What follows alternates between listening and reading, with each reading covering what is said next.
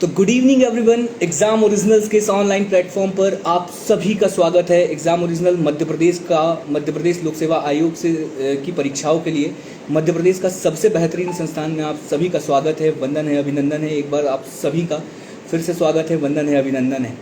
देखिए, आज की जो ये मुलाकात हम लोगों के लिए, जैसे कि आप लोगों ने स्टोरी में देख ही चुके होंगे कि जितने भी इंटरव्यू अभी हम लोगों के यहाँ मध्य प्रदेश लोक सेवा आयोग के द्वारा जो है वो इंटरव्यू जो है कंडक्ट करवाए जा रहे हैं। जैसे 27 से जो है वो इंटरव्यू स्टार्ट हो रहे हैं और जितने भी विद्यार्थी है जो कि इंटरव्यू की तैयारी कर रहे हैं उनके लिए ये सेशन जो है वो बहुत ज़्यादा इंपॉर्टेंट होने वाला है।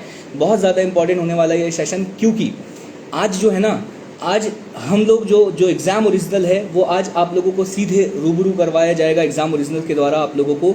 वो है संपदा सराफ मैम, ठीक है। तो आप लोगों को उससे पहले मैं आप लोगों को कुछ चीज़ें जो है वो बता देता हूँ, और वो चीज़ें क्या है। तो अगर जिन भी बच्चों का इंटरव्यू है, जिन भी बच्चों का आने वाले समय में मध्य प्रदेश लोक सेवा आयोग 2020 की जो परीक्षाएँ हैं, इन परीक्षा में अगर जिन भी विद्यार्थियों का इंटरव्यू है और वो लोग उनके मन में अगर कोई सवाल है जिनका जवाब आप लोगों को कहीं और से नहीं मिल रहा है, तो आप लोग जो है ना, जब मैम हम लोगों से जुड़ जाएंगी तो उसके बाद आप लोग क्या कर सकते हो, आप लोग यहाँ पर ऐड होने की रिक्वेस्ट हम लोगों से बोल सकते हो। तो हम लोग यहाँ पर इस लाइव में आप लोगों को ऐड कर देंगे। देखो, सभी को ऐड करना तो पॉसिबल नहीं हो पाएगा, लेकिन बारी बारी से हम लोग कोशिश करेंगे कि बारी बारी से जो है वो हम लोग सभी लोगों के आप लोगों के जो क्वेश्चंस हैं वो सारे के सारे क्वेश्चंस भी हम लोग लेंगे। और अगर कोई ऐड नहीं होना चाहता है ना, तो अगर कोई व्यक्ति अगर ऐड नहीं होना चाहता है तो वो क्या करेगा, वो आप लोग अपने जो जवाब है वो कमेंट बॉक्स में भी लिख दे, ताकि हम लोग यहाँ पर पढ़कर आप लोगों के जवाब जो है वो मैम से आप लोगों के जो भी आप लोगों के डाउट है उनको सॉल्व करने की कोशिश करेंगे, ठीक है। तो जल्दी से जल्दी सभी लोग जुड़ जाइए और भी अपने दोस्तों को बताइए। जो भी इंटरव्यू की तैयारी कर रहे हैं सारे के सारे लोग जुड़ जाइए, क्योंकि कुछ ही देर में यहाँ पर हम लोग इनवाइट करेंगे संपदा सराफ मैम को। यहाँ पर ऑनलाइन माध्यम से संपदा सराफ मैम भी हम लोगों के साथ जुड़ेंगी।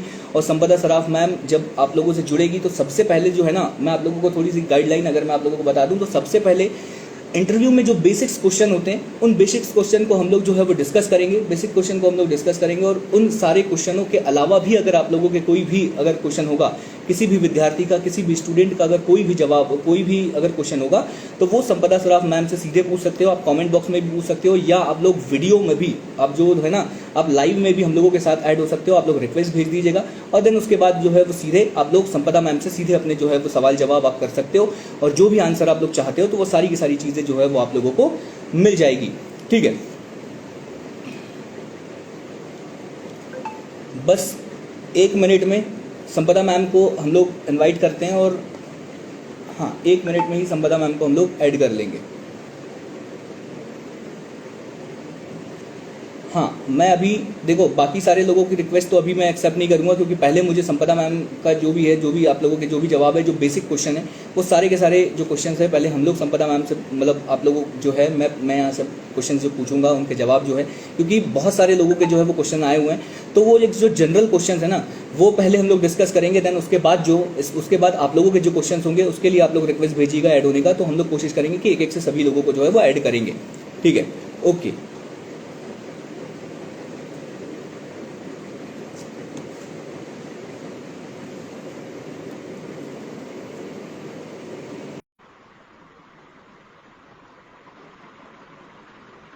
बस कुछ ही समय में संपदा मैम हम लोगों के बीच होंगी।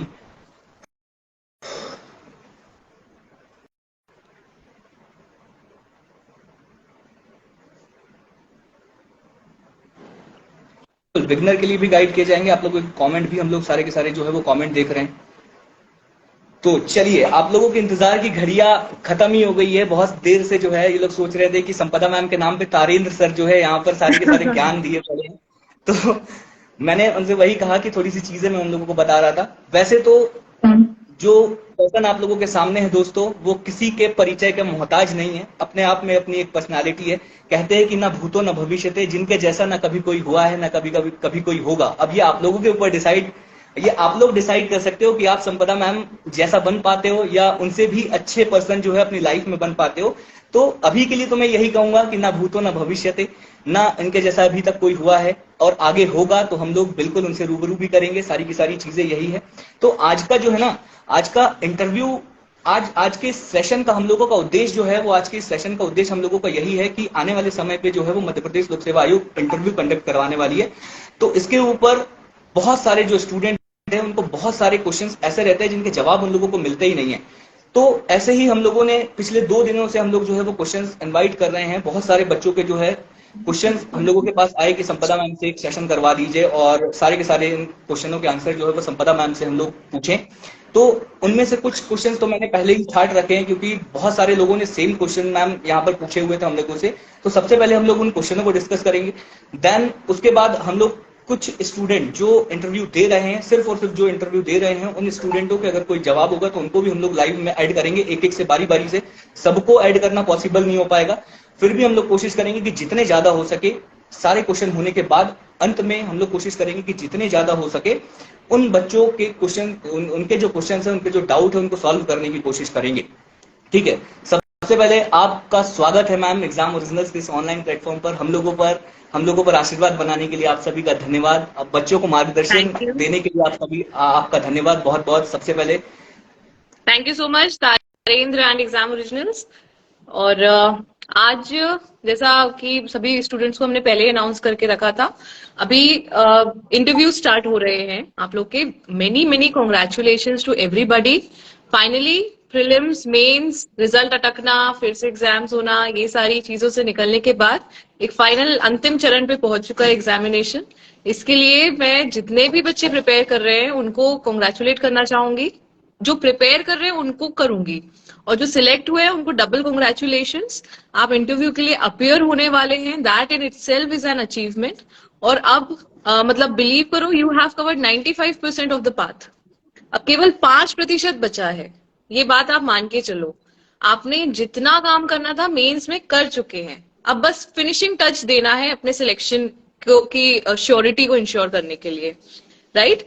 तो बस इसी से जो भी क्वेश्चंस हैं, we'll take up those questions. काफी सारे क्वेश्चंस आए हैं बच्चों के, तो इस सेशन को हम शॉर्ट रखेंगे।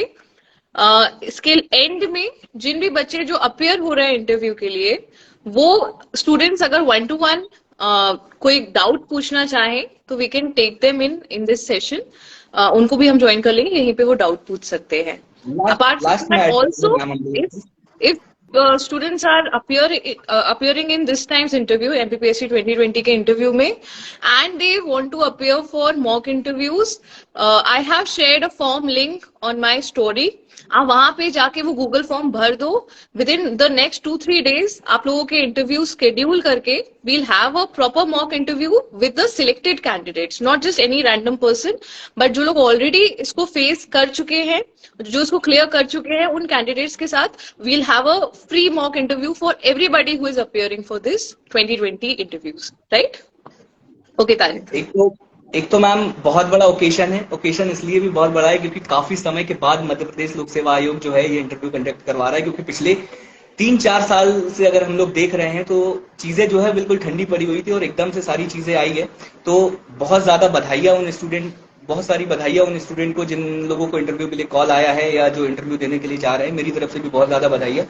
आज के अगर इस सेशन को हम लोग स्टार्ट करें मैम, तो इंटरव्यू में मतलब बहुत सारे जो स्टूडेंट है उन लोगों के हम लोगों ने क्वेश्चंस लिए और उसमें जो सबसे ज्यादा बेसिक क्वेश्चन जो था ना, वो उन लोगों का ये कहना था कि जो साक्षात्कार है या जो इंटरव्यू है, क्या इसकी भाषा इंपॉर्टेंट करती है? कि क्या इंग्लिश मीडियम, अगर कोई इंग्लिश में अगर अपना इंटरव्यू दे रहा है तो क्या उसे हिंदी मीडियम में, जो हिंदी में देने वाले जो छात्र है, क्या उनसे ज्यादा नंबर मिलते हैं? कई ऐसी छवि मतलब जो चीजें है ना कि मनोधारणा जो है बना रखे हैं लोग, और बहुत सारी मार्केट में ये सारी जो बातें चलती है कि इंग्लिश में जो इंटरव्यू देता है उसको ज्यादा नंबर मिलते हैं, हिंदी में जो इंटरव्यू देता है उसको कम नंबर मिलते हैं। या कई बार ऐसी धारणाएं होती है कि हम लोग अगर पिछले साल के रिजल्ट उठाकर देखें तो हर बार जो रैंक 1 है वो इंग्लिश मीडियम का हो रहा है, और हिंदी मीडियम के जो रैंक 1 है या टॉपर्स जो है वो बहुत कम हम लोगों को देखने के लिए मिलते हैं। तो मैं आपसे जो है वो पहला क्वेश्चन यही, जो क्योंकि स्टूडेंट के सारे क्वेश्चन है, तो सबसे पहला क्वेश्चन मैं आपसे यही पूछना चाहूंगा कि क्या भाषा का फर्क पड़ता है साक्षात्कार में?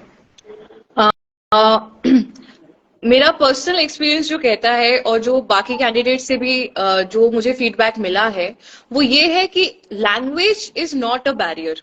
लैंग्वेज इंटरव्यू में बिल्कुल भी मायने नहीं रखती है। इनफैक्ट मेरा पर्सनल सजेशन हमेशा से स्टूडेंट्स के लिए रहता है, अगर आप अपनी भाषा में हिंदी को प्राथमिकता दे सकते हैं तो आप, अगर आप बोल सकते हैं फ्लुएंटली, तो try to answer in Hindi. और नंबर एक चीज ये, नंबर दो ये, अगर इंटरव्यूअर ने जिस भाषा में आपसे सवाल किया है, आप कोशिश करें आप उस भाषा में रिप्लाई करें। इंटरव्यूअर स्टार्टिंग में ही पूछ लेते हैं कि आप हिंदी में बात करना चाहेंगे या इंग्लिश में। तो जैसे मुझसे पूछा तो मैं कहा सर मैं दोनों ही भाषाओं में इक्वली कंफर्टेबल हूँ, ठीक है। तो लेकिन मैंने हिंदी को प्रेफर किया था, इवन दो मेरा मीडियम इंग्लिश है, बचपन से पढ़ाई इंग्लिश में हुई है, मेरे नेचुरली भी मेरे फ्लो में इंग्लिश आती थी। बट अगर आप एक अच्छी हिंदी बोलो फ्लुएंटली तो it gives a better impression to the interview board. क्यों? क्योंकि आप मध्य प्रदेश लोक सेवा आयोग की परीक्षा में अपीयर हो रहे हो। आप जब यहाँ पे आओगे, आप एक हिंदी भाषी क्षेत्र को सर्व करोगे, उन लोगों को, जहां ग्रामीण क्षेत्र है वहां पे कोई आपकी इंग्लिश की जीरो वैल्यू है, कोई आपकी अंग्रेजी, आप कहीं से ऑक्सफोर्ड की डिक्शनरी भी आपने लर्न कर ली हो तो भी उस इंग्लिश की कोई वैल्यू नहीं है। दैट इज वाई आपको ये बताना पड़ेगा मेरी हिंदी अच्छी है, मैं एक हिंदी भाषी राज्य को सर्व कर सकता हूँ या कर सकती हूँ, राइट। तो मैंने हिंदी में मोस्टली आंसर्स दिए थे, पर जो शब्द मेरा नेचुरली नहीं आ रहा था उसको मैंने अननेसेसरीली क्लिष्ट बनाने के लिए हिंदी यूज नहीं करी। जो नेचुरल फ्लो में निकल रहा है, जैसे उन्होंने पूछा कि आप कौन से भाषा में बोलेंगे, मैंने कहा सर मैं दोनों ही भाषाओं में इक्वली कंफर्टेबल हूँ, राइट। तो it is a mix of Hindi and English, ये मेरा नेचुरल फ्लो है बोलने का, और मैंने उसी में जवाब दिया। तो इंपॉर्टेंट ये है कि आप नेचुरल रहें। अगर आपसे नेचुरली हिंदी निकलती है किसी जवाब के लिए तो हिंदी में आंसर दें, नेचुरली इंग्लिश निकलती है तो इंग्लिश में जवाब दें। बट अपने आप को फोर्स मत करिए कि मन में ट्रांसलेट कर रहे हैं फिर वहां पे टूटी फूटी हिंदी या टूटी फूटी इंग्लिश में बता रहे हैं। तो जस्ट बी नेचुरल, ये मेरा है। भाषा मैटर करती है, अपने दिमाग से निकाल दीजिए। ओके, तो यहाँ पर हम लोगों को ये जानने के लिए मिला है कि जरूरी नहीं है कि भाषा की यह है कि मतलब कि सिर्फ एक ही भाषा में दिया जाए। जैसे कि मैम ने ही बताया कि उनका इंटरव्यू जो है वो दोनों भाषाओं में हुआ। उनको जब उन्हें लगा तो उन्होंने हिंदी में जवाब दिया, और जब उन्हें लगा तो उन्होंने, एक सेकंड बस ब्रेक चाहूंगी, हाँ जस्ट अ सेकंड। सो यहाँ पर जो भाषा का जो बैरियर है ना, इसके बारे में उम्मीद करता हूं कि आप लोग क्लियर होंगे कि किसी भी प्रकार की कोई दिक्कत नहीं है। अगर आप हिंदी में इंटरव्यू देते हैं तो भी उसमें कोई समस्या नहीं है, क्योंकि मैम ने जो बताया है कि जो भाषा आपके अंदर से निकलती है उस भाषा में इंटरव्यू दें। अगर आप लोगों से जैसे हिंदी और इंग्लिश का मिक्स निकलता है कि कई बार कुछ सेंटेंस हिंदी में नहीं बनते हैं तो उसको इंग्लिश में बोले, जो नेचुरल निकल रहा है। तो सारी की सारी चीजें ये है। एक मिनट में आप लोगों के कमेंट ले लेता हूँ। बहुत सारे लोग जो है वो कमेंट, मैम जब तक जुड़ जाती है तब तक मैं आप लोगों के कमेंट ले लेता हूँ। हाँ, यहाँ पर जो लोग रिक्वेस्ट भेज रहे हैं, मेरा उनसे ये कहना है कि भाई सिर्फ वही लोग रिक्वेस्ट भेजे, सिर्फ वही लोग रिक्वेस्ट भेजे वीडियो में ऐड होने के लिए, लाइव में ऐड होने के लिए, जिनका इंटरव्यू है। अननेसेसरी कोई और दूसरा बंदा जो है वो उनको नहीं ऐड किया जाएगा। मैं आप लोगों से ये बता देता हूं, चलो ठीक है मैम आ रही है तब तक मैं आप लोगों को बता देता हूं कि जिन भी विद्यार्थियों का इंटरव्यू है उनको मैं ये बता देना चाहता हूं कि एग्जाम ओरिजिनल जो है वो मॉक इंटरव्यू जो कंडक्ट करवा रहा है, exam original mock interview conduct करा रहा है, और वो भी फ्री ऑफ कॉस्ट, जो कि चयनित मध्य प्रदेश लोक सेवा आयोग में जो चयनित अधिकारी है, उन अधिकारियों जिन्होंने इंटरव्यू फेस किया है हाल ही में, कुछ समय पहले या कुछ वर्षों पहले जो है जिन्होंने इंटरव्यू फेस किया है, उन अधिकारियों से हम लोग जो है उनकी एक बेंच बनाकर आप लोगों से के जो है वो इंटरव्यू कंडक्ट करा रहे हैं। तो एग्जाम ओरिजिनल्स के इस मॉक को अगर आप लोग देना चाहते हैं तो आप लोगों को गूगल फॉर्म, एक लिंक मिलेगी डिस्क्रिप्शन बॉक्स में, उस गूगल फॉर्म को आप लोगों को भरना है, और विदिन 2 और 3 दिन के अंदर आप लोगों का इंटरव्यू जो है वो शेड्यूल करवा दिया जाएगा, जिसमें संपदा मैम भी होंगी और भी अलग अलग जो अधिकारी होंगे, अलग अलग फील्ड के अलग अलग डिपार्टमेंट के जो अधिकारी होंगे, उन अधिकारियों के माध्यम से आप लोगों का इंटरव्यू कंडक्ट करवाया जाएगा। ठीक है, तो ये चीजें आप लोगों को क्लियर होगी, है ना। प्री के लिए टिप्स के लिए हम लोग अलग से लाइव आएंगे, प्री के लिए टिप्स बाद में दे दी जाएगी, किसी प्रकार की कोई दिक्कत नहीं है। अभी बहुत सारे क्वेश्चन है जो संपदा मैम, हाँ बहुत सारे क्वेश्चंस है जो संपदा मैम से हम लोगों को पूछना है। ठीक है, एक बार फिर से स्वागत है मैम एग्जाम ओरिजिनल्स के इस प्लेटफॉर्म पर, एग्जाम ओरिजिनल्स के इस चैनल पर आने के लिए बहुत बहुत धन्यवाद। तो पहला जो क्वेश्चन एक बेसिक क्वेश्चन जो था वो यही था। दूसरा क्वेश्चन दूसरे क्वेश्चन के रूप में अगर हम लोग देखें ना, तो ड्रेस को लेकर बहुत सारे जो बच्चे हैं, ड्रेस को लेकर बहुत सारे बच्चों को कंफ्यूजन रहता है। जैसे लड़कियों का रहता है कि जितनी भी गर्ल्स कैंडिडेट है, गर्ल्स कैंडिडेट का रहता है कि क्या पहने मैम, साड़ी पहने या सूट पहने, ठीक है, एक तो ये रहता है। और बॉयज का भी मैंने जहां तक देखा है मैम कि कई लोग कहते हैं कि नॉर्मल बस पैंट, जो फॉर्मल पैंट एंड शर्ट पहन के भी जा सकते हैं, और कुछ लोग कहते हैं कि प्रॉपर टाई या सूट पहनकर, पूरा का पूरा जो है वो सूट पहनकर जाए। तो मैं ये पूछना चाहूंगा कि क्या ज्यादा सही रहता है आपके नजरिए से, या आपने जो ऑब्जर्व किया है उस हिसाब से क्या सही रहता है? ड्रेस Okay, को लेकर so कोई भी डाउट है? I will answer for the girls and जो boys का आंसर है that will be from Shashank sir. तो okay, like I will be speaking his words, he'll not come on the camera. तो गर्ल्स के लिए कोई फर्क नहीं पड़ता, आप जिसमें कंफर्टेबल हो, वो वहां पे आपके कपड़े जज करने के लिए नहीं बैठे हैं। Your cloth should be neat and clean and simple and sober. Same goes for your hair style, आपके हेयर स्टाइल भी सिंपल सोबर होनी चाहिए।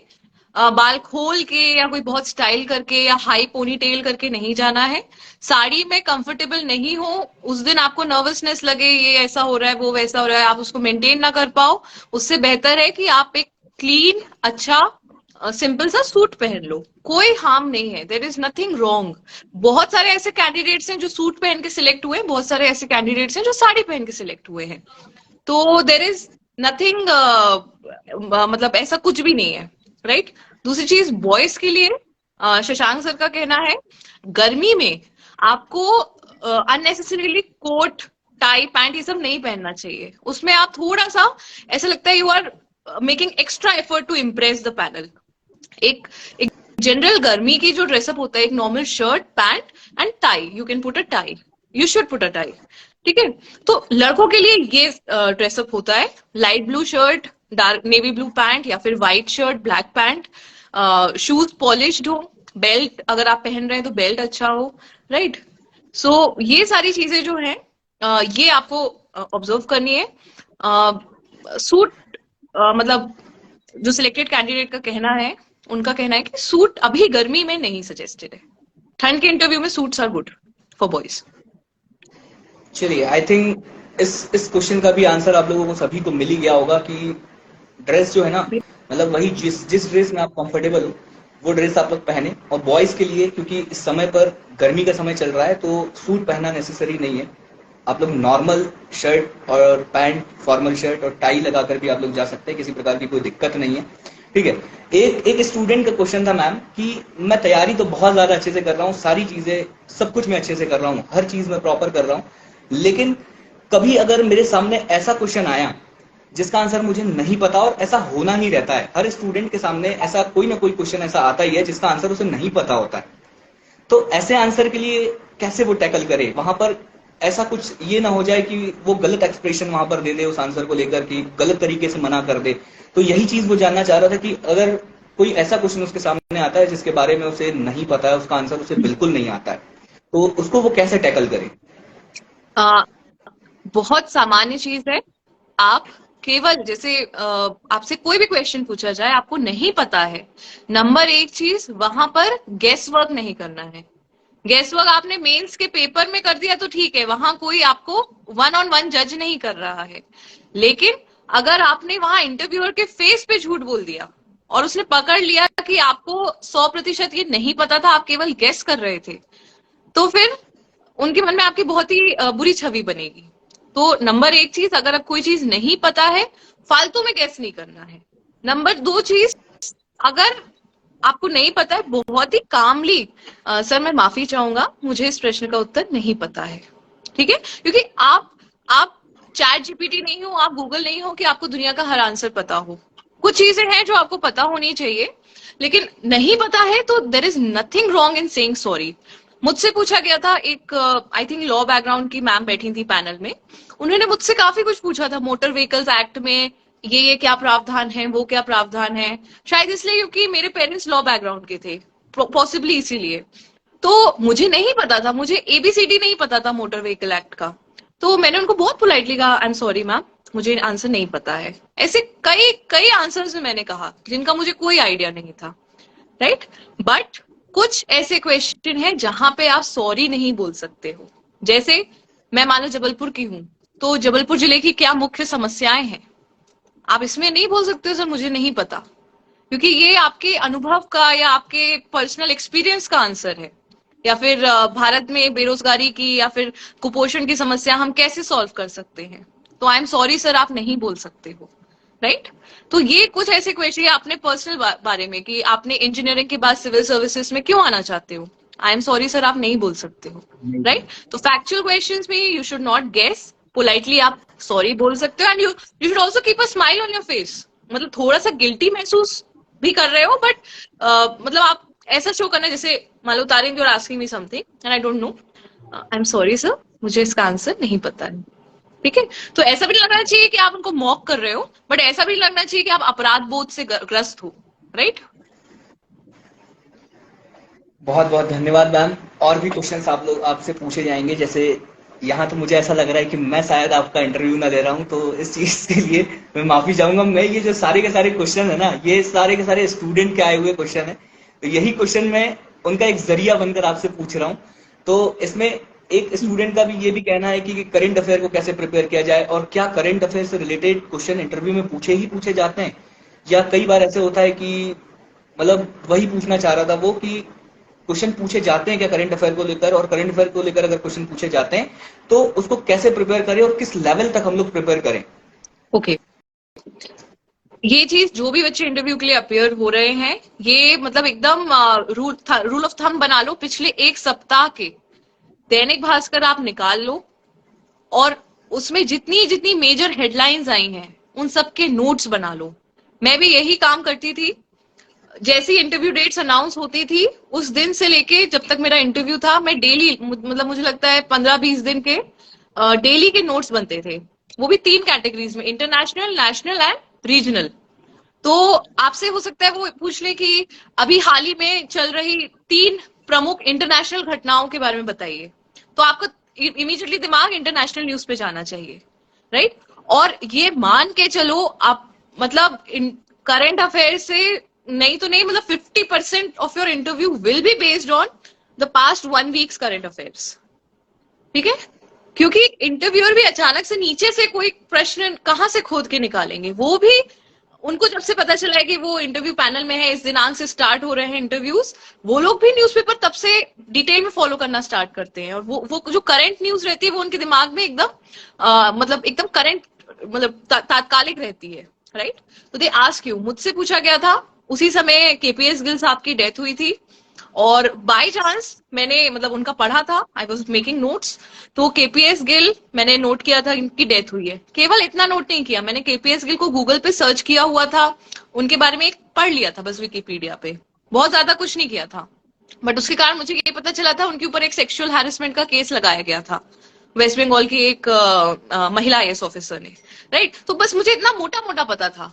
तो वो मैम ने मुझसे पूछा कि अभी हाल ही में केपीएस गिल की मृत्यु हुई, वो कौन थे, ये पूछा था। दूसरी चीज कि उनपे एक कोर्ट केस था, वो महिला कौन थी? तो मैंने कहा मैम मुझे महिला का नाम तो नहीं पता है, बट मैं ये जानती हूँ कि उनपे एक सेक्सुअल हैरेसमेंट का केस लगाया था वेस्ट बंगाल की आईएएस ऑफिसर ने। तो शी वॉज इम्प्रेस्ड कि मुझे भले फैक्ट नहीं पता है कि ABCD क्या नाम था उसका, बट मुझे I have a knowledge of that topic. तो वो इमीडिएट करंट अफेयर था, और अगर आपने गूगल नहीं किया होगा या थोड़ा सा और डेप्थ में नहीं गए होगे तो you could have miss that. तो ये छोटी छोटी चीजें आपकी सिंसेरिटी या आपकी इन डेप्थ जाने की एबिलिटी बोर्ड को बताती है। और ये भी मान के चलो कि आपके एंटर होने के 2-3 क्वेश्चन के अंदर वो आपके मार्क्स की रेंज डिसाइड कर लेते हैं कि ये बच्चा 100 से 120 वाली रेंज का है कि 120 से 140 या 140 प्लस। तो आपको अपना जो इंप्रेशन जमाना है वो अपने शुरुआती 5 मिनट में अगर आपने जमा लिया है, तो बाकी इंटरव्यू बस फॉर्मेलिटी होती है उस चीज को अफर्म करने के लिए कि हाँ हमने जो जजमेंट किया है वो सही है या नहीं। तो ये छोटी छोटी चीजें ना आपके उसमें एड ऑन हो जाती है। यहाँ पर हम लोगों को ये पता चला कि करंट अफेयर जो है वो बहुत ज्यादा मैटर करने वाला है। लगभग 50% जो इंटरव्यू है वो हम लोगों का करंट अफेयर से रिलेटेड हो सकता है। और जो बात है कि स्टार्टिंग में जो इंप्रेशन बन गया, स्टार्टिंग के जो 4-5 जो क्वेश्चन है वही आप लोगों के मार्क्स डिसाइड करते हैं कि आप किस रेंज में हैं। ठीक है मैम, ये सारी की सारी चीजें क्लियर हो गई होगी, मैं उम्मीद करता हूं कि सारे लोगों को क्लियर हो गई होगी। अगले क्वेश्चंस की अगर हम लोग बात करें तो पोस्ट प्रेफरेंस को लेकर बहुत सारे लोगों का डाउट रहता है कि पोस्ट प्रेफरेंस किस हिसाब से भरी जाए, कैसे पोस्ट प्रेफरेंस कैसी भरी जाए। अगर कोई व्यक्ति, मतलब जैसे मैं पूछना चाहता हूं कि कोई ऐसा इंसान है जो पहले डीएसपी भरना चाहता हो, अगर वो पुलिस की जॉब करना चाहता हो, तो वो मतलब कैसे वो करे, मतलब अगर क्या वो डीएसपी पहले भर सकता है, या फिर पोस्ट प्रेफरेंस के बारे में जो भी सारी चीजें जो है, जो भी इंफॉर्मेशन है वो जानना चाह रहे थे बच्चे कि किस हिसाब से भरे, कौन सी पोस्ट को हम लोग ऊपर रखें, कौन सी नीचे रखें, या ओके फिर कोई ऐसी जॉब है जिनका उनका मन है कि ये जॉब करे लेकिन वो पे ग्रेड उसका नीचे है। तो ओके ये सारे जो सो डाउट्स है बच्चों के। साइन बहुत ही जायज क्वेश्चन है और ये सभी बच्चे जो अपियर हो रहे होंगे उनके मन में होगा ये। तो इस बार जो मेरी जानकारी अनुसार 12 ऐसी पोस्ट हैं जिनके लिए आप अपियर हो रहे हो, जिसमें से 7 जो है, 8 जो है वो 5400 ग्रेड पे वाली हैं, 5400 ग्रेड पे, डेप्यूटी कलेक्टर से लेकर के वाणिज्यिक कर अधिकारी मतलब सीटीओ कमर्शियल टैक्स ऑफिसर, ये पूरे हमारे 5400 ग्रेड पे के हैं। और 4 ऐसी पोस्ट है जो 3600 ग्रेड पे की हैं, राइट। तो इसमें ये एक बहुत इंपॉर्टेंट डिसीजन होता है हमारी लाइफ का, क्योंकि आपने एक बार सिलेक्ट कर लिया तो फिर आपको उस जॉब के साथ स्टक रहना पड़ेगा। तो ये थोड़ा सा मन में हम बना ले, हम किस नेचर ऑफ जॉब चाहते हैं। एक बहुत ही नेचुरल टेंडेंसी है जो हायर ग्रेड पे है उसको हम पहले भरेंगे, वो तो है ही, सैलरी जिसमें ज्यादा है। लेकिन एक पोस्ट होती है नायब तहसीलदार की। नायब तहसीलदार इवन तो 3600 ग्रेड पे का है, बट इसमें जो फील्ड वर्क है, जो जनता से जुड़ने की अपॉर्चुनिटीज हैं, जो उनके लिए काम करने की अपॉर्चुनिटीज हैं, और जो आप सोसाइटी में एक रुतबा रहता है, वो नायब तहसीलदार का कुछ 5400 ग्रेड पे वाली से स्लाइटली अबव हो जाता है। तो इसमें फील्ड इंटरैक्शन और पीपल इंटरैक्शन ज्यादा है, राइट। तो कुछ लोग क्या करते हैं कि डेप्यूटी कलेक्टर डीएसपी के बाद कभी कभी नायब तहसीलदार भर देते हैं। तो थोड़ा सा अपने मन में ये बना लीजिए आप कि आप नेचर ऑफ जॉब कैसी चाहते हो, ऑफिस जॉब या field job, right. Field job में आपके पास पावर है, लोगों के लिए काम करने का अपॉर्चुनिटी ज्यादा है, बट अगेन वर्कलोड ज्यादा होता है, वर्क लाइफ बैलेंस कम होता है। तो ये सब चीजें ध्यान में आपको रखनी चाहिए। और एक वीडियो आप देखोगे एग्जाम ओरिजिनल्स पे जहां पे मैंने हर पोस्ट के काम बताए हुए हैं, what is the nature of job. अगर आपको फिर भी डाउट है, you can just register on that Google form जो हम लोग ने दिया हुआ है, और आप 1-on-1 डाउट पूछ लेना कि मैम ये वाला ऊपर भरें कि वो वाला ऊपर भरें कि ये नीचे, ठीक है। तो when you register for the mock interviews we will also guide you on this post preference if you want. तो बेसिकली ये है, लोग डेप्यूटी कलेक्टर भरते हैं, डीएसपी भरते हैं। अगर किसी को यूनिफॉर्म पोस्ट से प्यार है, वो पुलिस सर्विसेज में ही जाना चाहते हैं, तो डीएसपी ऊपर भर दे। हो सकता है बोर्ड आपसे पूछे कि आपने डीएसपी पर क्यों भरा है, आपके मन में जो भी जज्बात हैं, जो एक्चुअल कारण है इसलिए आपने भरा है, आप बता दो, राइट। कि you know you want to solve crime और कुछ ऐसा, अगर आपका कोई निजी अनुभव रहा हो जहां पे पुलिस से आपका अनुभव अच्छा या बुरा जो भी रहा हो, तो you want to be in the police service, तो किसी का कोई रहता है बहुत कि बड़ी वर्दी चीज में नहीं है। बहुत चाहिए होती है, हाँ, मतलब किसी इसके किसी का अलावा बचपन से जिला सपना रहता है कि सेनानी हमको है, वर्दी। जो जिला सेनानी है और जो अधीक्षक जिला जेल है, ये भी यूनिफॉर्म पोस्ट है। तो इसमें भी आप चाहो तो आप अगर वर्दी वाली पोस्ट चाहिए तो ये वाली आप भर सकते हो, राइट। एक क्वेश्चन और पूछना चाहूंगा मैम। एक बच्चे का यही कहना था, मतलब वो पूछना चाह रहा था कि मॉक देना है ये नेसेसरी है, या फिर सीधे जो है वो इंटरव्यू में जाकर ही इंटरव्यू अपना दे। देखो, मैं बाकी सारी चीजों के लिए तो बहुत ज्यादा इंसिस्ट नहीं करती हूँ, बट मॉक इंटरव्यू एक ऐसी चीज है जो आपको देनी ही चाहिए, क्योंकि आप पहली बार में इंटरव्यू बोर्ड के सामने, चाहे आप कितने ही अच्छे ओरेटर हो, कितने ही कॉन्फिडेंट हो, बट किस तरह से फेस करना है वो आप, मॉक इंटरव्यू आपको बहुत अच्छा अनुभव देता है, राइट। तो या तो, और वो भी अनजान लोग के साथ, आपके दोस्त आपका मॉक इंटरव्यू नहीं ले सकते क्योंकि आप उनके साथ एक कंफर्ट लेवल शेयर करते हो, लेकिन एक अनजान व्यक्ति जो थोड़ी अथॉरिटी रखता हो आपके मन में, उसके समक्ष मॉक इंटरव्यू देना बहुत ज्यादा जरूरी है। तो mock interviews are a must. अगर आपने अभी तक नहीं दिए हैं, I would suggest appear for 1 or 2 mock interviews at least, ताकि आप जवाब कैसे दे रहे हो, कहाँ घबरा रहे हो, कहाँ अच्छे से बोल रहे हो, किस तरह एंटर कर रहे हो, बॉडी लैंग्वेज क्या हो रही है आपकी, ये सारी चीजें आप उसी समय पकड़ के जो भी गड़बड़ हो रही है आप सुधार सको। जितने भी स्टूडेंट हैं उनको मैं एक बार बता देना चाहता हूँ कि एग्जाम ओरिजिनल जो है, एग्जाम ओरिजिनल भी मॉक इंटरव्यू जो है वो कंडक्ट करा रहा है, और बिल्कुल फ्री ऑफ कॉस्ट, जिसमें खुद संपदा मैम रहेंगी, और भी हम लोगों के मध्य प्रदेश लोक सेवा आयोग में चयनित जो अधिकारी है उनको हम लोग बेंच में शामिल करेंगे, और ये लोग आप लोगों का इंटरव्यू लेंगे। तो अगर आप लोग, कोई भी, जो भी बच्चा सिलेक्टेड है, जो भी बच्चे का इंटरव्यू है, अगर वो इंटरव्यू देना चाहता है, वो मॉक देना चाहता है एग्जाम ओरिजिनल के साथ, तो डिस्क्रिप्शन में हम लोग लिंक आप लोगों को दे रहे हैं, उस लिंक, उस गूगल फॉर्म को आप लोग भरिएगा, तो हम लोग विद इन 2 और 3 डेज, 2 और 3 दिन में आप लोगों का इंटरव्यू जो है वो शेड्यूल कर देंगे, और आप लोगों का इंटरव्यू जो है, और जो भी कमियां होगी, अगर आप जब इंटरव्यू देते हो तो ये रहता है कि बहुत सारी कमियां जो नजर आती है, वो जो इंटरव्यू लेता है उसे बहुत सारी कमियां नजर आती है, तो वो कमियां आपको तुरंत इंटरव्यू के तुरंत बाद भी जो है वो मैम के द्वारा, या जो भी सर लोग हम लोगों के साथ जुड़ेंगे, सर के द्वारा तुरंत आप लोगों की जो भी कमियां होगी वो तुरंत आप लोगों को बता दी जाएगी, ताकि आप लोग जो है, आप लोग जब मेन इंटरव्यू देने जाए तो आप इन अपनी जो कमियां हैं उनको थोड़ा सा कम करने की कोशिश करें। ठीक है, ये सारी की सारी चीजें हैं। एक चीज और मैम, मतलब क्वेश्चनों में और क्वेश्चन, जैसे कई कई लोग, होता क्या है कि अपनी बिना मतलब की हॉबी लिख देते हैं, अगर, हाँ, कि हॉबीज बहुत सारी वो हॉबीज लिख देते हैं, तो क्या ये अच्छी बात है या बुरी बात है? मतलब कोई इंप्रेशन जमाने के लिए कोई लिख देता है कि सिंगिंग करता हूं, या स्विमिंग करता हूं, या फिर डांस करता हूं, इस टाइप की हॉबी कोई लिख देता है, भले ही उसका उससे किसी प्रकार का कोई नाता नहीं रहता है। ये तो बिल्कुल तो ये सही सारी, बात है। अगर आपने अपने डीएफ में कुछ भी गलत भरा है, स्पेशली हॉबी गलत भरी है, इंटरव्यू बोर्ड ऐसे पकड़ लेगा, 1 सेकेंड में पकड़ लेगा। सिर्फ एक या 2 क्वेश्चन आपसे डेप्थ में पूछेगा, और आपकी जो सरफेशियल नॉलेज है ना, जो सिर्फ शो ऑफ करने के लिए, वो तुरंत सामने आ जाएगी। इसलिए हॉबी ऐसी ही भरो जो आप, जिसमें आप थरो हो, जो सच्ची हो। जरूरी नहीं है कि आपकी कोई एक्स्ट्रॉर्डनरी हॉबी हो कि आपको बहुत इंटेलेक्चुअल दिखना है कि मैं रीडिंग लिखूंगा। तो अब रीडिंग, आप समझ रहे हो, वो एकेडमिशियंस हैं, उनके 50 साल का करियर उनका उसी फील्ड में गया, उनको हर फील्ड का नॉलेज है, that is why they are selected in the interview panel, right? तो मतलब अगर आपने झूठ बोला है, उनको बहुत अनुभव है बच्चों का झूठ पकड़ने का, और वो पकड़ लेंगे आपका। तो बिल्कुल भी हमें अपने डैफ में झूठ नहीं बोलना है, हॉबीज के बारे में झूठ नहीं बोलना है। जो भी हॉबी, उसको बहुत थरली प्रिपेयर करिए। अगर आपकी हॉबी थोड़ी भी एक्स्ट्रॉर्डनरी है, आपकी हॉबी से बहुत क्वेश्चंस पूछे जाएंगे। स्पेशली जो हॉबीज रीडिंग होती है, योगा होता है, आपका कुछ भी होता है, उसमें ये बहुत डेप्थ तक जाते हैं, क्योंकि they are well versed with these things. आप किसी अगर ऑथर को भी बोल रहे हो ये मेरा फेवरेट ऑथर है, उस ऑथर के बारे में आपको ग्रिल कर देंगे पूरी तरह। तो अनटिल अनलेस आपने सच में उस ऑथर को अपना फेवरेट माना है, उनकी बुक्स पढ़ी हैं, आप उसको अपना फेवरेट मत बनाओ।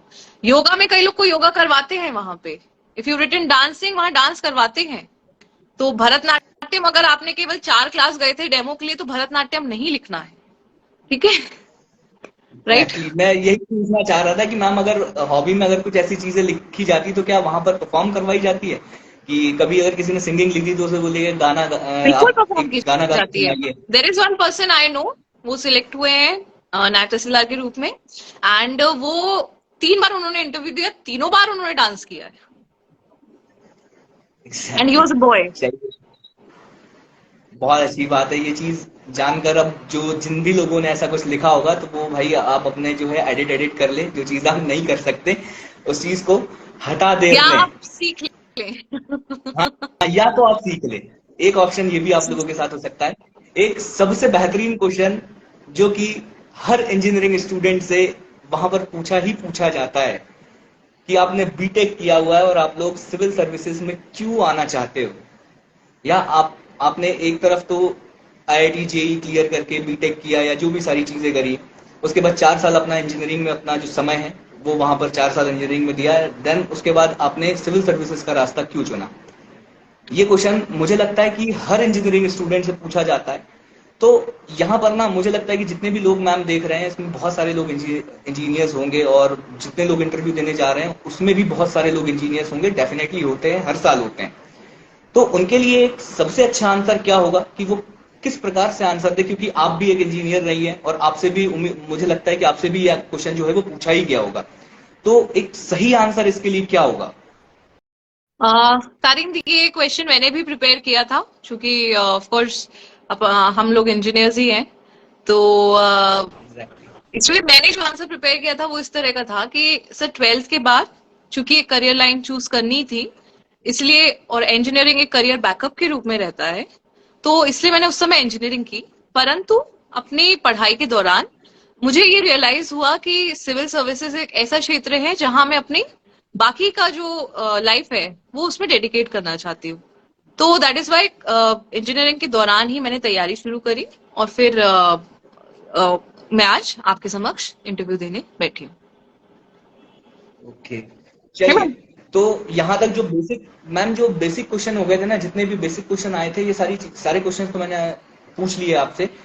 अब एक दो जो बच्चे हैं, बहुत सारे लोग रिक्वेस्ट भेज रहे हैं यहाँ पर, आपसे सीधे क्वेश्चन पूछना चाह रहे हैं, तो मैं इनमें से 2 3 4 बच्चे जो है वो बारी बारी से एक एक जो है ठीक है। एक एक को ऐड करता जाऊंगा, तारिक, और वो आपसे।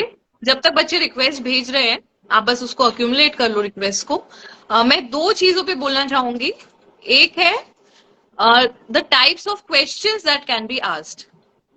जो बच्चे लिस्ट बना रहे हैं अपने क्वेश्चंस की और उसके आंसर्स प्रिपेयर कर रहे हैं, एक बार अपने डीएएफ से डैफ से जितने पॉसिबल क्वेश्चन बनते हैं वो सारे बना लो, एक अपनी डायरी बनाओ इंटरव्यू के लिए, और उसमें सारे वो क्वेश्चंस लिख लो। आपका होम टाउन से रिलेटेड क्वेश्चन, आपकी बर्थडे से रिलेटेड क्वेश्चन, आपके नाम के मतलब से रिलेटेड क्वेश्चंस, सारे क्वेश्चन आपके डैफ के अंदर से जितने निकलते हैं, ठीक है। सबसे पहला कैटेगरी ऑफ क्वेश्चंस जो इंटरव्यू बोर्ड पूछता है वो आपके डैफ से पूछता है। फिर मतलब आपका नाम, birthday, your place of residence, your hobby, your education, right.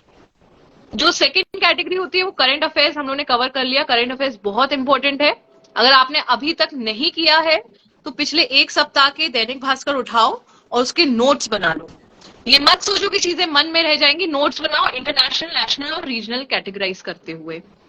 कोई भी इंपॉर्टेंट न्यूज है उसको नोट्स बनाओ और उसपे अपने थॉट्स, अपना इनपुट, विकिपीडिया से जो सर्च करना है सब सर्च करके थोड़ा मेंटल पिक्चर बना के रखो। थर्ड कैटेगरी होती है एडमिनिस्ट्रेशन रिलेटेड, मतलब आपका जॉब प्रोफाइल क्या है, डेप्यूटी कलेक्टर और एसडीएम में क्या अंतर होता है, एक डीएसपी और एसडीओपी में क्या अंतर होता है, ठीक है। तो आपकी जॉब प्रोफाइल से रिलेटेड क्वेश्चंस देख लो। और नेक्स्ट कैटेगरी होती है सिचुएशनल क्वेश्चन। अगर आप उस पर्टिकुलर जगह के एसडीएम हैं, वहां पे पथराव हो गया, वहां पे लोगों ने चक्का जाम कर दिया है इस चीज को लेके, इस डिमांड को लेके, आप उसको कैसे सॉल्व करोगे, ये होते हैं सिचुएशनल क्वेश्चंस। तो इसमें भी अपने आप को डाल के देखो, कुछ ऐसे क्वेश्चंस बना लो, उसके आइडियल आंसर्स देख लो, और तो ये क्वेश्चंस जो है आप ये प्रिपेयर कर लो। टाइप्स ऑफ क्वेश्चंस नंबर 2 है इंटरव्यू में किन चीजों की जजमेंट होती है। वो सबसे पहले देखते हैं आपका कॉन्फिडेंस। आपको आंसर पता है या नहीं पता है, बट आप उसको कितना कॉन्फिडेंटली डील कर रहे हो उस सिचुएशन को, सबसे पहले कॉन्फिडेंस चेक करते हैं आपका। सेकंड होता है कम्युनिकेशन स्किल्स। आपके मन में जो बातें हैं कि आप उसको इंटरव्यू बोर्ड तक कन्वे कर पा रहे हो या नहीं कर पा रहे हो, क्योंकि जब आप जॉब में रहोगे आपका काम यही रहेगा, लोगों को समझाना है, उनकी समस्याएं सुनना है, समझना है, और फिर उनका सोल्यूशन उनको कन्वे करना है। सोल्यूशन नहीं भी है आपके पास तो भी वो आपसे मिलके सेटिस्फाई होके जाने चाहिए। तो your communication skills. Third is your ability to handle pressure. ये सिचुएशनल क्वेश्चन देके, आपसे कुछ भी आउट ऑफ सिलेबस चीजें पूछ के वो आपको प्रेशर में डालते हैं, और फिर चेक करते हैं वेदर आप उस समय भी काम और कंपोज हो या नहीं, right. Fourth thing that they check is your honesty and integrity. That again is reflected from your DAF. आपने जो डैफ में भरा है उसको वो परखते हैं। अगर आपके परसेंटेज 95 थे ग्रेजुएशन में, तो वो आपसे उस पर्टिकुलर सब्जेक्ट का जरूर पूछेंगे। ऐसा तो नहीं किसी डमी यूनिवर्सिटी से पढ़ लिया बस रट रट के, राइट। तो your honesty and integrity, they also check that. Your decision making abilities, they take a test of that. And your clarity of thoughts, कि चैट जीपीटी का कितना रोल है एजुकेशन में, क्या प्रोज हैं क्या कॉन्स हैं, तो आप क्लियर हो या नहीं कि चैट जीपीटी एग्जैक्टली है क्या, और प्रोज एंड कॉन्स से आप क्लियर हो कि नहीं, right. So these are the two things that I wanted to talk about, the types of questions and the pointers on which you are judged in an interview. अब चलो, we can take the students. तो अब हम लोग ma'am कुछ students को add करते हैं जो इंटरव्यू दे रहे हैं, और उनके कुछ जो डाउट है उनमें सबसे पहले अगर मैं यहाँ पर ऐड करना चाहूँ तो सबसे पहले यहाँ पर चलिए, यहाँ पर हम अशोक 197 करके गए।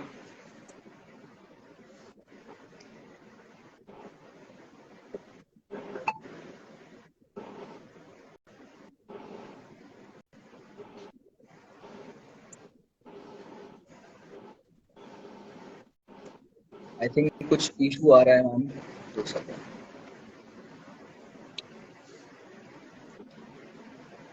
हाँ, आप लोगों में से कोई भी अगर कोई भी प्रश्न जो है वो पूछना चाह रहा हो मैम से, जो आप लोगों को इंटरव्यू को लेकर, हो सकता है मैंने यहाँ पर वो क्वेश्चन ऐड ना किया हो। अगर आप लोगों के कोई पर्सनल क्वेश्चन है जैसे इंटरव्यू को लेकर, अगर आप लोगों को किसी किसी पर्सनल क्वेश्चन से, जो भी सारी चीजों से आप लोगों से अगर प्रॉब्लम होती है, तो वो क्वेश्चन आप लोग पूछ सकते हो। यहाँ पर एक रिक्वेस्ट आई हुई है।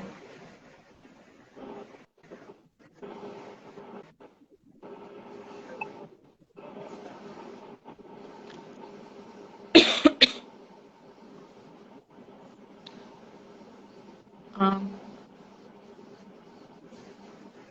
कुछ टेक्निकल इशू है शायद मैम, ऐड नहीं हो पा रहे ये लोग। कैन बी मतलब 2 लोग से ज्यादा ऐड हो पाते हैं? आई थिंक मेरे हिसाब से तो हो पाते हैं शायद। चलिए ठीक है फिर मैम, शायद ऐड हो नहीं पा रहे हैं यहाँ पर, टेक्निकल इशू है कुछ ना कुछ। मैं देखता हूँ जो भी सारी चीजें हैं, अगर ऐसा कुछ होगा तो फिर हम लोग गूगल मीट कंडक्ट करवाएंगे, जिसमें जो है वो प्रॉपर हम लोग क्वेश्चन पूछ लेंगे। तो आपका एक बार फिर से बहुत बहुत धन्यवाद। जो भी मैम ने आप लोगों को बताया है, उम्मीद करता हूँ कि आप लोगों को इंटरव्यू में वो सारी की सारी चीजें जो है आप लोगों को काम में आए, और आप लोगों को का इंटरव्यू जो है वो बहुत ज्यादा अच्छे से जाए। मैं भी आप लोगों को ऑल द बेस्ट कहता हूँ, मैम की तरफ से भी आप लोगों को ऑल द बेस्ट है। आप बहुत अच्छे से अपना इंटरव्यू दें, और एग्जाम ओरिजिनल पर जो मॉक हो रहे हैं फ्री ऑफ कॉस्ट, इसके लिए कोई अमाउंट आप लोगों को नहीं देना, पूरी तरह से फ्री है। और आप लोग चाहे तो आप ये मॉक जो है वो दे सकते हैं, ठीक है। हम लोग गूगल फॉर्म की जो लिंक है वो डिस्क्रिप्शन में डाल देंगे, वो आप लोग देख लीजिएगा, उसको भर दीजिएगा, और जैसे ही आप फॉर्म भरोगे 2-3 दिन में हम लोग जो है वो आप लोगों का इंटरव्यू जो है वो शेड्यूल कर देंगे, ठीक है मैम। तारिन, कुछ बच्चों ने कमेंट्स में क्वेश्चंस पूछे हैं, एक बार थोड़ा सा मैम वो भी स्किम थ्रू कर कमेंट ले लेते हैं। लेते हैं हम लोग, एक्चुअली वो ऐड हो नहीं पा रहे तो कमेंट ही ले लेते हैं। हाँ, एक बच्चे ने पूछा है कि वॉइस अगर मेरी डीप है तो मैं उसको मतलब चेंज करूं या फिर नॉर्मल रहने दूं? तो बिल्कुल कुछ चेंज करने की जरूरत नहीं है, आपकी वॉइस आपकी यूनिक आइडेंटिटी है, राइट? तो उसको बिल्कुल बदलने की जरूरत नहीं है। इनफैक्ट डीप वॉइस तो अच्छी ही होती है। तो do not be ashamed of any of your physical qualities. अगर किसी बच्चे की नाक लंबी है तो वो इंटरव्यू देने जाएगा तो क्या उसको छोटी करवा के जाएगा? Similar is with your voice. आपकी वॉइस गहरी है तो गहरी में जवाब दो, there is nothing wrong with that, right? One student has asked, आपका ही सिलेक्शन क्यों करें? देखो, ऐसे क्वेश्चंस एमपीपीएससी में बहुत कम पूछे जाते हैं। ये उन क्वेश्चन से मत जाओ जो आपको इधर उधर के लिंक्स में मिलते हैं। ये हो सकता है प्राइवेट कंपनीज करती हो, बट एक पीएससी में ऐसे क्वेश्चंस कम पूछे जाते हैं। फिर भी अगर पूछा जाता है, you should highlight your qualities. Sir, मेरा ऐसा मानना है कि मेरी जो एंथुजियाज्म है, मेरी जो क्वालिटीज है, वो एक अच्छे सिविल सर्वेंट के लिए उपयुक्त है। और सर, मैं अगर जाता हूँ सिविल सेवा में तो मैं निश्चित ही जो मैं सोच के आया हूँ उसको अपने कार्य में उतार सकूंगा, और डेफिनेटली मैं अपने आप को जस्टिफाई कर सकूंगा। एक बच्चे का तो क्वेश्चन है मैम कि हाउ टू फाइंड हॉबी, कि हम अपनी हॉबी कैसे पता करें। हॉबी, अब हॉबी मतलब अब कुछ नया बनाने की जरूरत नहीं है, पर फिर भी जो आपको इन जनरल म्यूजिक सुनना पसंद है, कुछ भी, मतलब कुछ लोग लिखते हैं जर्नल राइटिंग, मतलब जो भी आप एक्चुअल में करते हो फ्री टाइम में वो आप कर सकते हो। बट हाँ, उसको थोड़ा सा हमें रिफाइन करना है। अगर आप सिर्फ लिखोगे संगीत सुनना तो बहुत ही वेग लगता है। उसमें आप थोड़ा सा कि मतलब ये कर, मतलब संगीत सुनना मत लिखो एटलीस्ट। या तो फिर संगीत सुनना लिख रहे हो तो फिर बी थरो विद दैट, कि कौन से जॉनर का, किस तरह का, क्यों, क्या, कैसे, कौन से सिंगर्स, कौन से वाद्य यंत्र, समझ रहे हो? तो don't be very vague and you can not find your hobby. आप जो भी बचपन से करते आए वही आपकी हॉबी है। एक बहुत अच्छा क्वेश्चन पूछा है मैम कि अपनी खूबी और अपनी कमियां कैसे बताएं। ये एक अच्छा क्वेश्चन है, मुझे लगा, मैंने कमेंट में पढ़ रहा था तो मुझे लगा कि ये क्वेश्चन क्यों ना पूछा जाए। कि कई बार पूछ लिया जाता है कि आप अपनी 5 कमियां बताओ और 5 अच्छाइयां बताओ या अपनी 5 खूबियां बताओ। अगेन मैं कहूंगी ये क्वेश्चन भी प्राइवेट जो हमारे टेक्निकल इंटरव्यूज होते हैं, मतलब ये वाले एमएनसीज वाले इंटरव्यूज होते हैं, उसमें ज्यादा पूछा जाता है रादर देन पीएससी के इंटरव्यू। बट फिर भी आप अपनी 5 कमियां और 5 स्ट्रेंथ तैयार करके जाओ। ऑन द स्पॉट हमें नहीं सोचना है। स्ट्रेंथ तो आपको पता ही होगी। वीकनेस में ऐसी चीजें रखो जो एग्जैक्टली आपकी वीकनेस ना हो, राइट। सो लोग लेते हैं कि मैं इतना ज्यादा वर्कलोड अपने ऊपर ले लेता हूँ कि फिर मैं उसको जस्टिफाई नहीं कर पाता हूँ। या फिर मैं इतना ज्यादा सबको अकोमोडेट करने की कोशिश करता हूँ कि मैं ओवरबर्डन हो जाता हूँ, मतलब थिंग्स लाइक दैट। तो या तो जो आपकी एक्चुअल कमियां हो वो भी आप बता सकते हो, बट बहुत ही बुरी नहीं होनी चाहिए कि मैं झूठ बोलता हूँ। अब ऐसी कमी बता दोगे तो फिर कैसे आपको सिलेक्ट करेंगे वो। तो वो ये आपको बने बनाए आंसर्स मिल जाएंगे गूगल पे, 5 कमी और 5 स्ट्रेंथ वाले। तो वहां से जो आपकी एक्चुअल कमियां हैं थोड़ा सा उसको रिफ्रेस करके मन में तैयार कर लो। बट ये क्वेश्चन नहीं पूछा जाता है।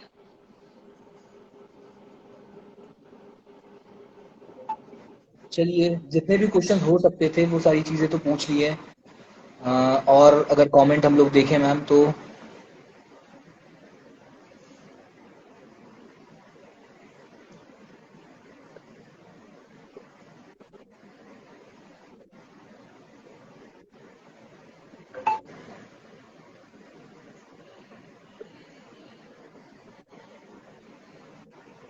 ओके, सो और सारे भी अगर क्वेश्चन कुछ मेरे हिसाब से हो गए। क्वेश्चन बाकी है। क्वेश्चन और भी है मैम। इंटरव्यू के हिसाब से बाकी सारे कमेंट तो मुझे यही लग रहा है कि कुछ प्री के बारे में पूछ रहे हैं, कुछ मेंस के बारे में पूछ रहे हैं, तो इसके लिए हम लोग अलग से सेशन लेंगे। अभी प्रीलिम्स का एग्जाम भी होने वाला है जो कि 21 मई को हम लोगों का होने वाला है, तो उसके लिए हम लोग एक अलग से सेशन जो है वो कंडक्ट करेंगे मैम के साथ ही। मैम आपको जो है वो टिप्स देंगी प्रीलिम्स को लेकर, जो भी सारी चीजें होगी वो सारी की सारी चीजें, उन सब चीजों के ऊपर बाद में डिस्कशन करेंगे। आज का जो डिस्कशन था वो इंटरव्यू को लेकर था पूरा का पूरा। और जहां तक जितने भी बेसिक क्वेश्चन थे हम लोगों ने पूछ लिए सारी की सारी चीजें। उम्मीद करेंगे कि आपके सारे के सारे डाउट क्लियर हो चुके होंगे। अगर नहीं भी हुए होंगे तो आप लोग एग्जाम ओरिजिनल पर मैसेज कर सकते हैं। देन हम लोग जब अगली मीटिंग जो भी होगी तो उसमें सबसे पहले आपके क्वेश्चन लेने की कोशिश करेंगे। ठीक है, तो बस आज के लिए बस इतना ही। एक बार फिर से मैम आपका बहुत बहुत धन्यवाद एग्जाम ओरिजिनल्स के साथ जुड़ने के लिए। और उम्मीद करूंगा, आशा करूंगा कि आगे ऐसे ही हम लोग जुड़े रहें और आप ऐसे ही बच्चों को जो है मोटिवेट करते रहें, बच्चों को गाइड करते रहें, ताकि वो लोग जो है वो अच्छा परफॉर्म कर पाए, हर जगह वो लोग अच्छा परफॉर्म कर पाए। तो एक बार फिर से आपका बहुत बहुत धन्यवाद, बहुत बहुत धन्यवाद, शुक्रिया। Thank you Tarendra. And for all the students, next week हम कोशिश करेंगे Tarendra, we'll have a live session on prelims, है ना। Okay ma'am. तो ओके मैम। अगले हफ्ते I will notify the date on the story, है ना। We'll have a live session, वहां पे आप लोग अपने डाउट्स प्रीलिम्स रिलेटेड पूछ सकते हो। So thank you very much, students, and all the best thank to you so much. all who are appearing for the interview this time. My best wishes that I get the best juniors. बहुत समय से हमारे batches भी juniors के लिए तरस रहे हैं। हमारे बाद मतलब मेरे बैच की वजह से भी एक बैच आया है, तो वी मतलब we are eager to pass on the baton to the coming batches, right. So congratulations and best wishes to everybody. Thank you very much, Tarik. Thank you so much ma'am, thank you.